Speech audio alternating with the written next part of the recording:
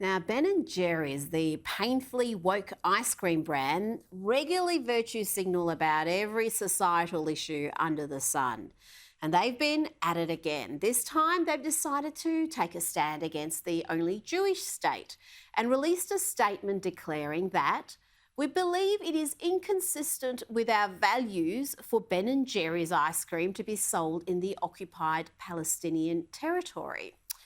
The move was condemned by the Israeli Prime Minister and many others who pointed out the hypocrisy of the company and its many double standards. Let's not forget that Ben & Jerry's parent company is more than happy to sell ice cream in China, which is currently committing ethnic genocide against the Uyghurs.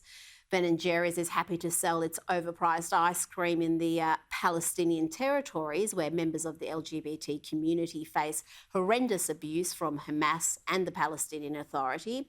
I could be here all night listing the many double standards, but one man didn't just speak out, he acted. He responded to Ben & Jerry's grandstanding with this response. Avi Kaner tweeted, "We are having a board meeting this afternoon to discuss ending sales of your ice cream in our supermarket chain." The supermarket chain is Morton Williams, and I was joined earlier from New York by the owner, Avi Kaner, and I asked him what action his supermarkets were taking against Ben & Jerry's and why. So Ben & Jerry's came out with their new policy to boycott what they call occupied Palestinian territories. But what that actually was a dog whistle. It was a dog whistle to boycott Jewish communities in disputed areas in Israel, including, for example, the Jewish quarter of Jerusalem. Think about it this way. In 1949, after living there for 3,000 years, the Jewish population in Jerusalem, in the Jewish quarter, was ethnically cleansed and dozens of synagogues were destroyed. In 1967, after the Six-Day War, Jews were able to go back and move into the Jewish quarter of Jerusalem. So who is Ben & Jerry's to come in now and say that little girls in the Jewish quarter of Jerusalem cannot have ice cream? How ridiculous is that? And there are two other ways you could see this as a dog whistle. The second way is they've also announced the decision to shutter the factory, the Ben & Jerry's factory that's in southern Israel, which is not even in disputed territory. So this has nothing to do with disputed territory. This is a vendetta, a social warrior, just a crazed decision that makes no sense. The third example is Israel is literally the only Jewish nation in the world, and Ben & Jerry's has decided to target the only Jewish nation in the world. Ben & Jerry's sells ice cream in many places, including, for example, Malaysia. Malaysia has a population of 31 million people.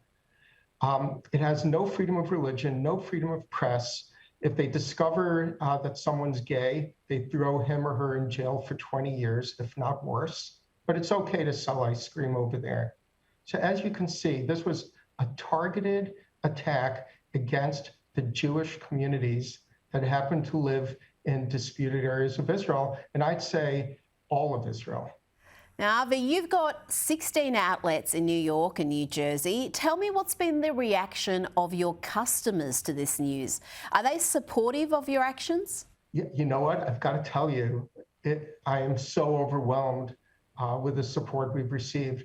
We've received literally thousands of emails and messages from our customers thanking us for taking this position. Now, on social media, we've also received many hate messages. But many of these messages came from places like Pakistan, Algeria, Turkey, places you would realize that people think that way. But as far as our customers go, our customers are overall supportive. And by the way, our goal is not to punish Ben & Jerry's. Our goal is to have Ben & Jerry's realize that its policy is a racist policy that specifically attacks the Jewish people. And we hope that Ben and Jerry's changes the policy, and at which point we will have full variety of Ben and Jerry's ice cream in our stores again. I've got to say, this is a fairly powerful bit of action. For years, the corporate world has been relentlessly left-wing in its activism, whether they're bending the knee and giving into the left-wing activists or grandstanding on social issues, always from a left-wing perspective.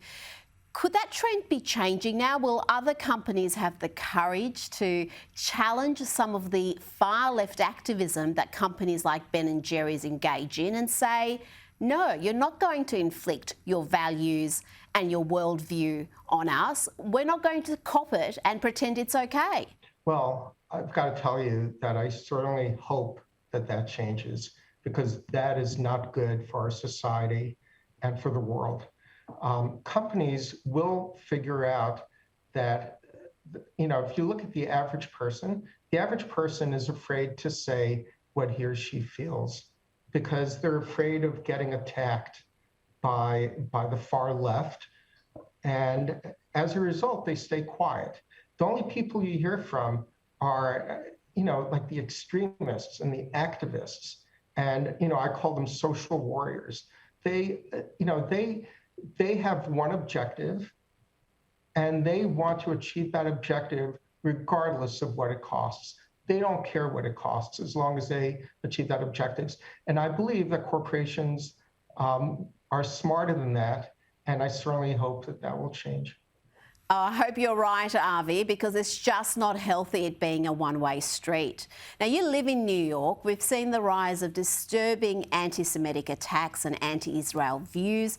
Do you feel there's any correlation between the sort of activism we see from companies like Ben & Jerry's and the rise in anti-Israel and anti-Semitic sentiment? I think you're absolutely right. It does give them a reason to hold on to those beliefs and gives them a way to shield and hide the anti-Semitism. In other words, Ben & Jerry's has just given them cover that they can use. And as I said before, what Ben & Jerry's did is basically a dog whistle. They claim that it's against occupied territories, but it's actually specifically against Jewish communities because they're Jewish communities. And anti-Semites around the world, I mean, not just in New York, but literally in Europe, Asia, this gives them the ammunition. And it's really awful. Thankfully, with social media, we're able to fight back a bit. When Ben & Jerry's announced their despicable boycott, we immediately commented on their Twitter feed. And I looked a few minutes ago, we already have over 12,500 likes. And I'm calling them out. And that says a lot. These 12,500 people who have the courage to hit like don't necessarily go in and leave a comment, but that is the sentiment. But it's the people who comment, who go out there and attack. Those are the ones who have the loudest voices. And it means we just have to work harder to fight them.